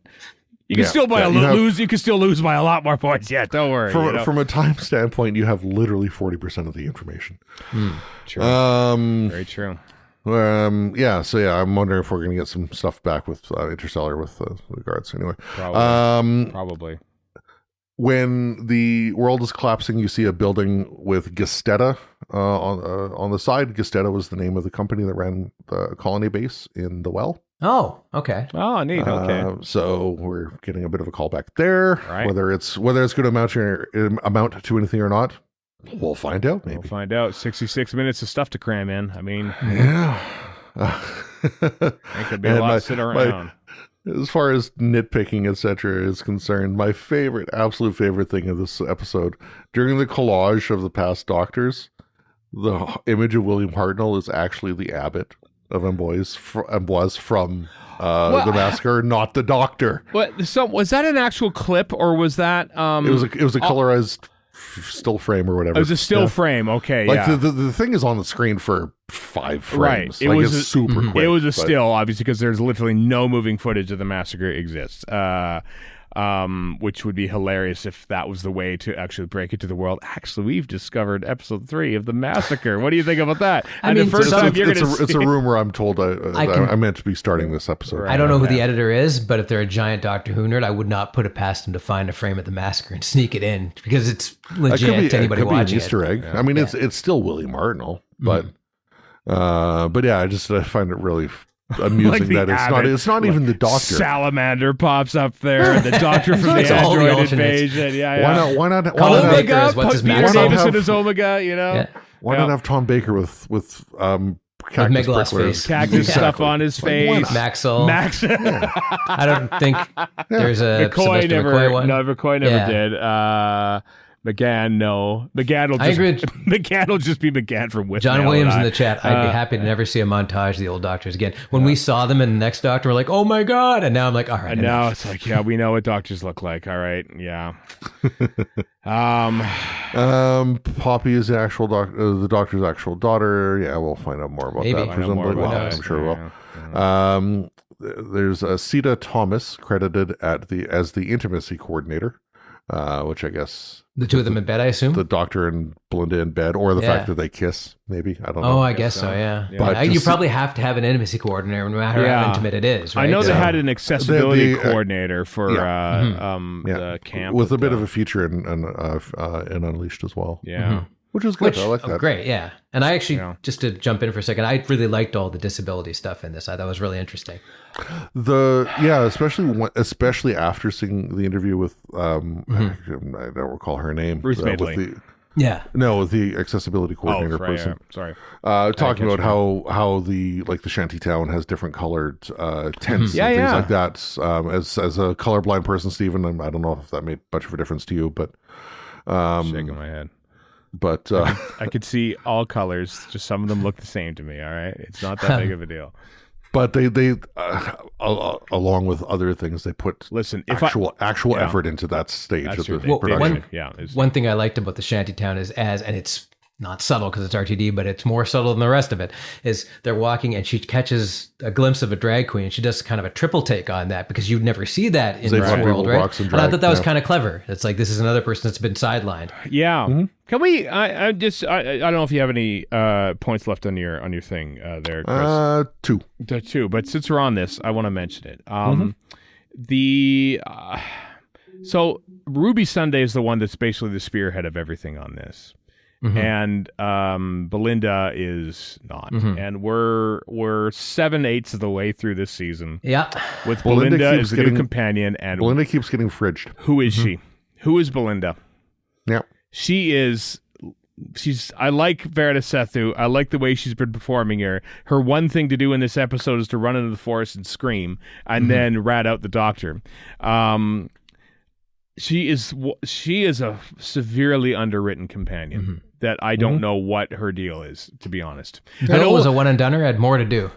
Right? I know. Like Bill. Bill was a one and doneer one season and was great and had a whole arc and everything. She also got fridged, to be fair. And basically everything that happens below, the episode starts and Belinda says, "You have to get me home." That's what we know. That's all we know about Belinda. We got to get her home. Yeah. Okay. And her dad sings poorly. Her dad sings and she has a mom. And we met her mom, and she has a grandma as well. Presumably. We know more about Yaz's mom. And no, she called her auntie, so it does. It might be an actual aunt. It might be just an older friend of the family. Okay, so in the subtitles it says aunt. Yeah.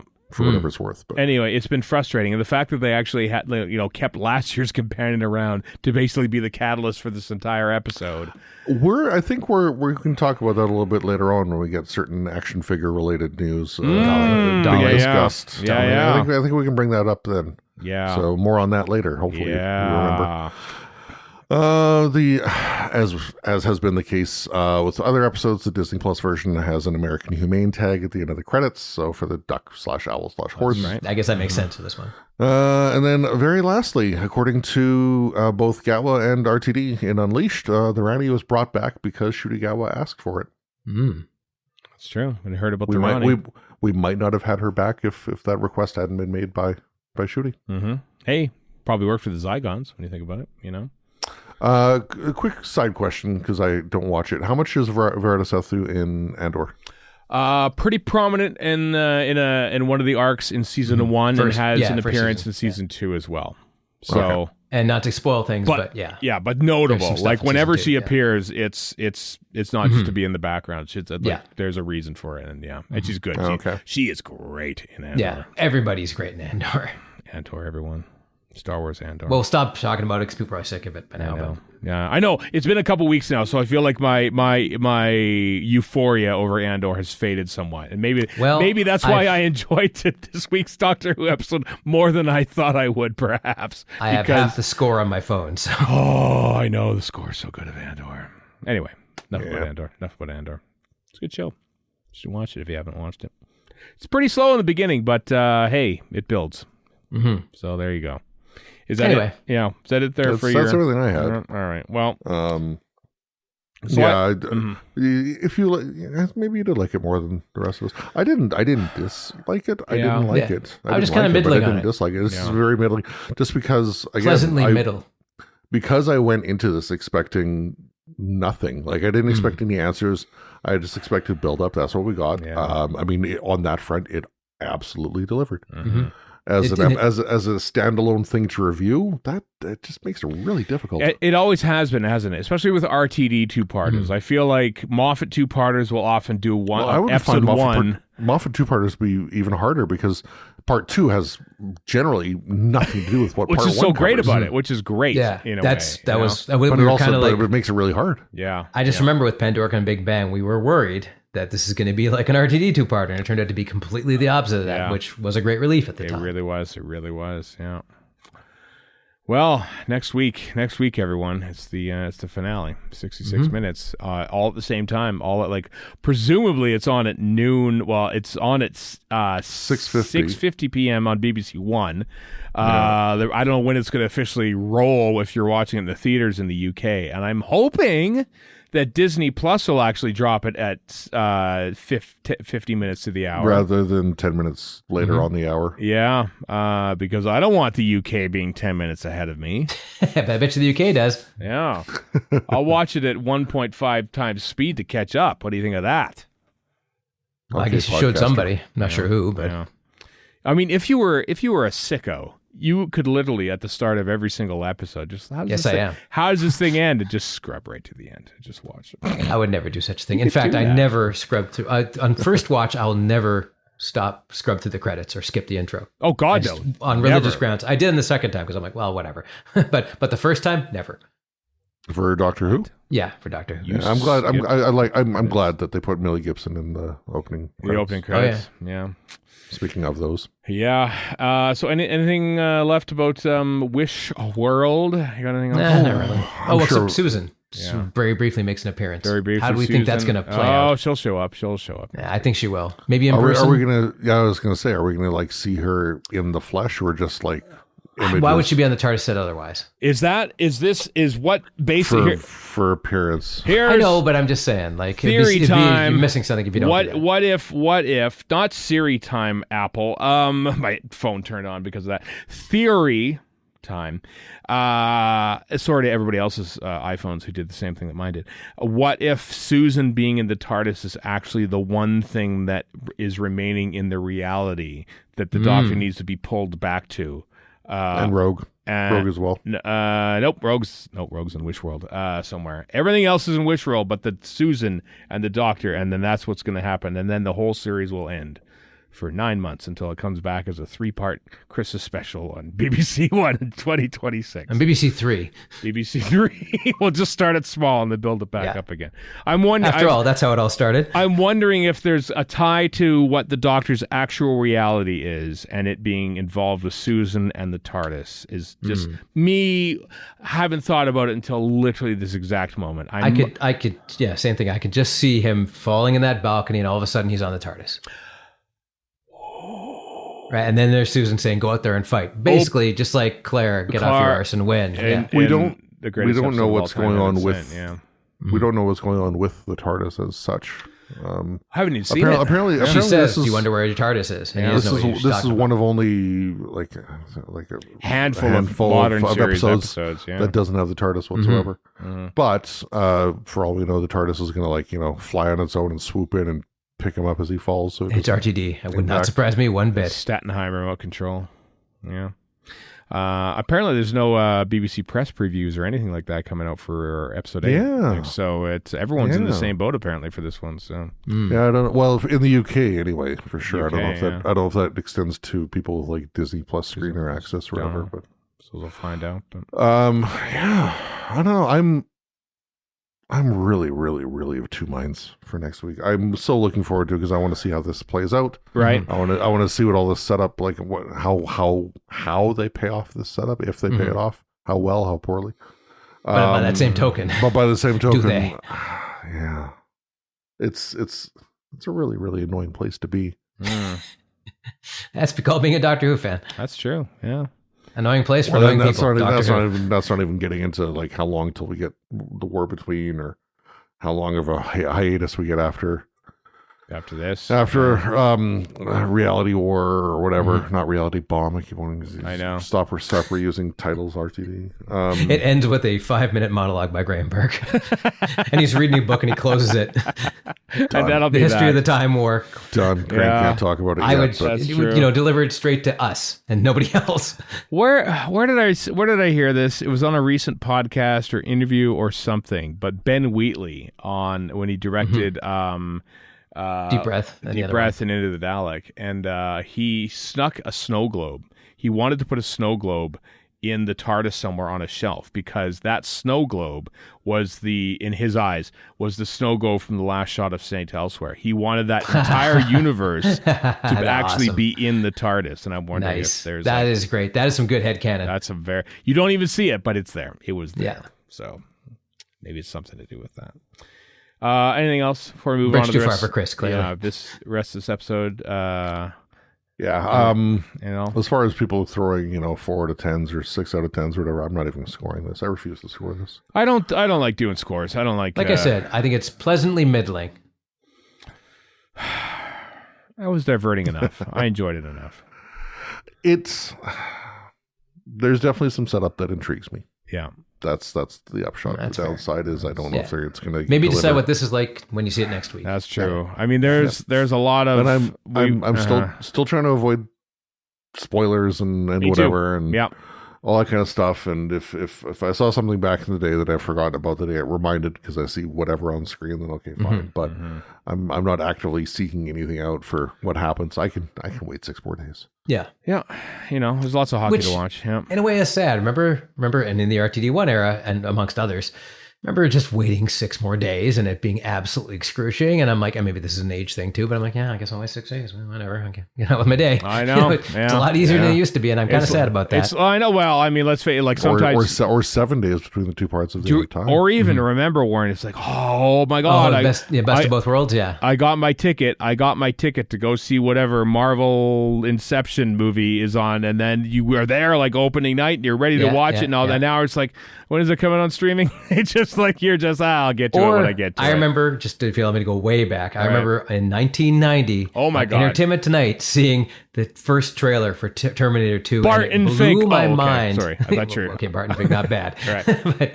but and then waiting a year for it to come out and seeing it opening night, which was awesome, by the way. Paramount, shout out to the Paramount, greatest theater Edmonton has ever had. Well, on that note, Warren, tomorrow, May 26th, is 1 year to the day till we get Grand Theft Auto 6. So, maybe. So that's another one where I'm like, I guess it comes out when it comes out. That's true. All right. Is that it? Is that all we got for this here Doctor Who thing? Okay. I think so. Yeah. We'll just rattle off some more news stuff. So hour and a half of discussion for an episode that really. God, it's gonna be a Spartacus length epic next week. Well, there are some lovely videos that we want to point you towards unleashing behind the scenes. Verita Sethu interviews Carol Ann Ford. It was kind of that was lovely. I was lovely. I love how during the video, like Verita Sethu sort of comes to realize that, oh my God, like I'm the latest in this long chain of Doctor Who this icon next to me that begins right here with this lady here from 1963, which is kind of cool. Also, the BBC, in their very, very great wisdom, decided to put up a 24-hour loop of Dugadoo, the song that is lodged in my brain, and I am more than happy to have that too. How fitting is it that a throwaway song by Murray Gold for this Eurovision Song Contest episode is one of his most iconic and enduring tracks? We will never forget Dugadoo. The fact that he's a cute little guy probably has a lot to do with it too. Yeah, that's true. We're watching. He's just a little goofball. I can't. Guy. Yeah. I think they should sell the little guys of Dugadoo. This is your marketing opportunity right here. Not the thing that we're about to talk about. And you press its chest, and it does Dugadoo. Oh, I love it. Let's get little Dugadoos. Come on, BBC Enterprises and Lionheart. You're both still around, aren't you? Let's get something going. Yes. I wonder if that's too niche, but I would like that to hit the market. Yes. I could see it catching on and people not even knowing it's from Doctor Who. Yeah. That's true. I can foresee many of those being purchased, not by me. Well, not by me, but purchased in general for this household. I would buy one. You'll wake up and it'll be a room full of Dugadoos. You'll be like, what hell is? Am I in the hell dimension? Is Rogue next to me? Yeah. In the chat, Steve Manfred in the chat says Dugadoo is on Apple Music. We're gonna need confirmation on that and a link. Chris, please look that up if you don't mind. Just because you're the person that usually looks up these things. No offense, Steve. I just want to see it for myself. Meanwhile, what curious timing? Can we say that? Oh, God, it is too. Oh my God! Send us a link. We need that on Apple Music. That is clearly Dugadoo featuring Murray Gold, single by Kieran Berry. Who's Kieran Berry? Matt Berry's younger brother. I don't know, but more by Kieran Berry shows things like South Park, Bigger, Longer, and Uncut, Mr. Ring-a-Ding, Doctor Who theme song, the Goblin song. This is not more by Kieran Berry. Maybe that's another songwriting name. Is this official? maybe it's a pseudonym. I don't know. I see it. I don't know if I can get this. Is that official? Maybe that's a pseudonym for Murray Gold or something. Maybe it's a Sutek. Maybe Susan it's Matt Technology. Berry. Maybe Matt Berry's contribution to Doctor Who. He's a huge Doctor Who nerd. So he has released his own cover of the Doctor Who thing. I know this. Yeah. Maybe it's Matt Berry. What curious timing for this. Doctor Who Barbie. Obviously, we had the first Doctor Who Barbie, which is Jodie Whittaker's Doctor, back in whatever year that was, 2018, 2019, when that came out. Now there is one for Ncuti Gatwa's Doctor Who and Millie Gibbs. Those are fine-looking Barbies.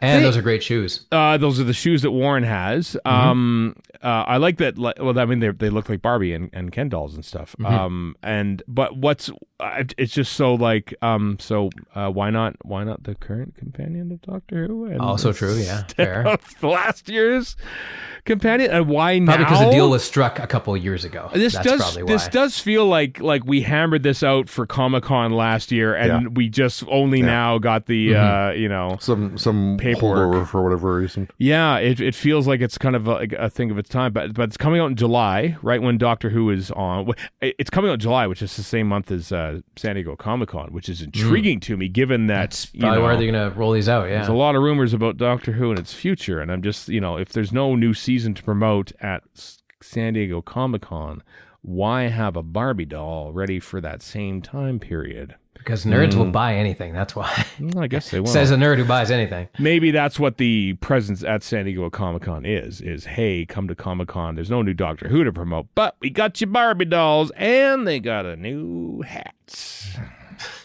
I was waiting for the hat. I was getting that in before Chris would obviously do that. But would have been nice to see for Belinda. Yeah. Along with the others rather than instead of. Along with, I guess, Yeah. Doctor Who magazine 617 came out this past week, which previewed. I read that Beth Axford wrote the preview for. Yeah, that, I read that too. Yeah.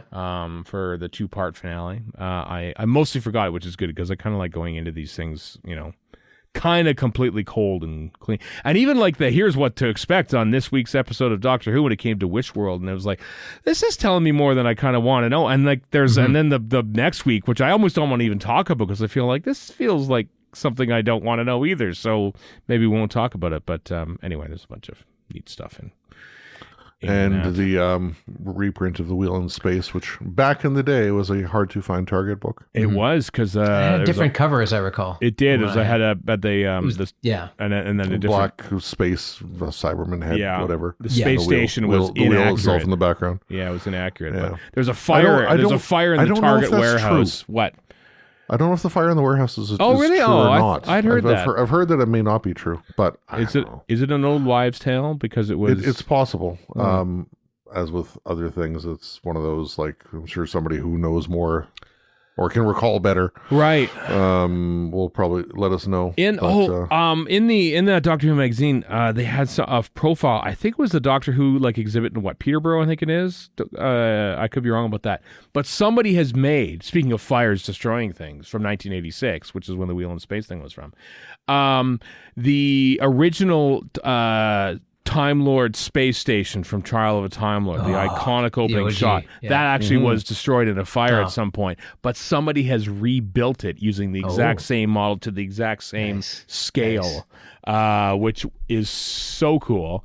It remains the greatest shot in Doctor Who. It really does. From 1986. It's phenomenal. You could feel the weight of that computer-controlled camera spin around. Oh, I love that shot so much. It never gets old. If Mike Tucker kept the original design, then that's totally 3D printed. It's totally 3D printable. Next year, by the way, on Ready for Skaro, this is a promise thing, not a promise thing. We're going to do a 40th anniversary episode just on that opening shot of the Trial of a Time I mean, if anybody was going to do something that stupid, it'd be us. It'll be like Trial of a Time Lord opening shot, second by second podcast, and we'll bring, on this episode, we're going to talk about the 73rd second of that sequence with Same Mike as the last Tucker. one. Yeah, exactly. Yeah, pretty much. Same thing goes on here. Next week, the beam comes on. Let's get ready for that. But that beam blew my mind. Because you see this whole, which on TV you did not see that, guys. So on BBC anyway. Man, let me tell you, the younger kids in the audience. Let me tell you, when I saw that in '88, I think, for the first time. It sounded like that, yeah. Same. That the feeling of watching that for the first time is one of my happiest and most exhilarating memories of my it's so cool. And I had read in Doctor Who magazine about it before I saw it, so I finally get to see it. I had no idea. Well, some fry lore here. My dad went to a conference in Washington, D.C., so I went when I was 14 or whatever it was, and I had a copy of DWM, so I read it over and over and over again, and that was mostly about that model. So, oh God, it's so good. Oh, just the memory of that. You didn't think we could... Honestly, the memory of that opening shot basically cast a giant shadow of happiness over the next 14 episodes of probably what is subpar Doctor Who. But I'm thinking, listen, how dare you? How can I disparage something that had that model shot to start with? I can't do it. It's basically the pod race. The pod race. That's really cool. Nothing to do with the rest of it. Yeah, that's true. Anyway, this is also, speaking of 1986, because I remember when these came out in 86, there is coming in on February 12th, 2026, just after Gallifrey 1, a Doctor Who River Song Choose Your Own Adventure hardcover is coming out. Neat. They originally had some Choose Your Own Adventures in the mid '80s that featured Colin Baker's Doctor. I think Philip Martin wrote one. I think Pip and Jane Martin. Baker I don't know how many were released overall, but I've definitely got some of them over yonder behind me. Riverside's a perfect character for it. So. Perfect character for Choose Your Own Adventure. The only books that I've really ever read in my life. Let's face it. Good Lord, man. That are Choose Your Own Adventure books. So I love them. I just ordered a book about London weekend television. So there you go. That's true. Inspired by the great Frank Muir. Running the Show, it's called. Running the Show with Frank. Is it Frank Muir of London Weekend Television? No. It's the guy, David Doherty, I think his name is. Gotcha. Anyway, I saw Louis Barf. Sorry if I said your name wrong, Louis or Lewis. Let's talk about it. I'm like, yeah, I'm buying that. Yeah. $30, why not? Yeah, absolutely. Let's see what else we got here. We got some Big Finish stuff to tell you about. There's another missing story of Big Finish that is being coming out. What's it called? It's called Axilion. Is that how you pronounce it? Axilion? I think it is. That's coming out September 25. Elixion. It's a Sylvester McCoy story. It was originally written by Robin Mukherjee, who Andrew Cartmel would always talk about on the Blu-ray extras. And I think, I wonder who this person is and what story it is. Well, thanks to Big Finish, you need not wonder anymore. It's coming out September 2025. So there you go. Cool. Also, Call Me Master is coming out. The first one with Sacha Dhawan, the wonderful. If you go back one image for the our live stream here, the sweater that Sophie Aldred is wearing looks like Adric's tunic. Just a little bit, actually. Yeah. Also, the T-shirt that guy in the back has is the trench run. It is a trench run in Star Wars. Yeah. Did they clear that with Disney before they? Oh no, they had to clear that with 20th. That's probably why his jacket zipped up. Yeah, that's true. Could you just zip up your jacket there, please? Cannot mention. That's like the equivalent of 15 seconds on the news. That's true. For footage. That's very true. There's also a lovely video of Bonnie Langford and Colin Baker. Bonnie Langford seen very briefly in this episode, and Colin Baker answering Big Finish listener questions. That's also links in the show notes to watch that. It's always charming to see Colin Baker answer fan questions. Also, our good friend Andrew Smith, who is script editor of the Star Cops range on Big Finish, while Star Cops Conflict returns to Big Finish in 2026. It will be easy to get it at bigfinish.com. You beat me to it, damn it. Yes, I did. I just came up with that right now. So apparently they like stories. They do like stories. I don't think they like it as much. Oh, they do. I don't know. I can't remember what their catchline is now, but I think they changed it. I don't remember though. Yeah. So there. And lastly, a couple of notable deaths in the science fiction and Doctor Who world. Sci-fi writer Peter David has died at the age of 68. I know of Peter David because he was at LI Who once when I was there. But because I think he wrote for Babylon 5 and a sort of a genre, I guess. But you two probably have more experience in Chris, Star Trek novels in the 90s. Yeah, Chris and I were waxing on off air before this about how great some of those novels were. Vendetta in particular is an excellent one. Right. Yeah, so good. So, that's sad. He was only 68. Another creator screwed over by the comic companies that made zillions off him. So, man, just like Len Wein, who was a guest to Gallifrey a couple times. Okay. Wow. And also, legendary BBC arts broadcaster, former head of drama or controller of BBC One or whatever his title was, Big Wheel. Alan Yentob has died at the age of 78. Alan Yentob, first, for a lot of Doctor Who fans on this side anyway, came into notoriety when he was asked about the future of Doctor Who on More Than 30 Years in the TARDIS by Kevin John Davies. And then on that call, he's like being very coy about the future of Doctor Who. And then in the 7-Year Hitch, I think, by Ed Stradling, they got a clip from that where he takes a call and it sounds like he's talking to Steven Spielberg basically about what to do about this Doctor Who thing and everything. Yentob was always a keen supporter of Doctor Who, especially during the Wilderness years. Always wanted it coming back. Always had a love and passion for it. Co-hosted a great documentary with about Russell T Davies in December of 2023. So yeah, that's a pretty notable passing. Alan Yentob, age 78. So there you go. We did it, everyone. We got through the episode of this Radio Free Skaro. It happens a little later than usual, which means there's less time to wait for the next live stream, which is next week, back in its regular time at 9 a.m. Pacific, noon Eastern, 10 o'clock Mountain Time for Chris and myself, 5 p.m. in the UK time. We are doing a live stream review of the Season 2 Doctor Who finale, Finality. Finality. There will be finality too. That's There what might, Mavity there might becomes. be It some becomes finality in certain There aspects. well yeah. might be. The Reality War, 66 minutes long, which is, of course, as we mentioned, all airing and dropping at the same time in the same places. So, pretty big week coming up here in Doctor Who land. So, join us for that next week. In the meantime, and in between time, I'm Stephen in Edmonton. Warren in Vancouver. And Chris in Edmonton. So long for now.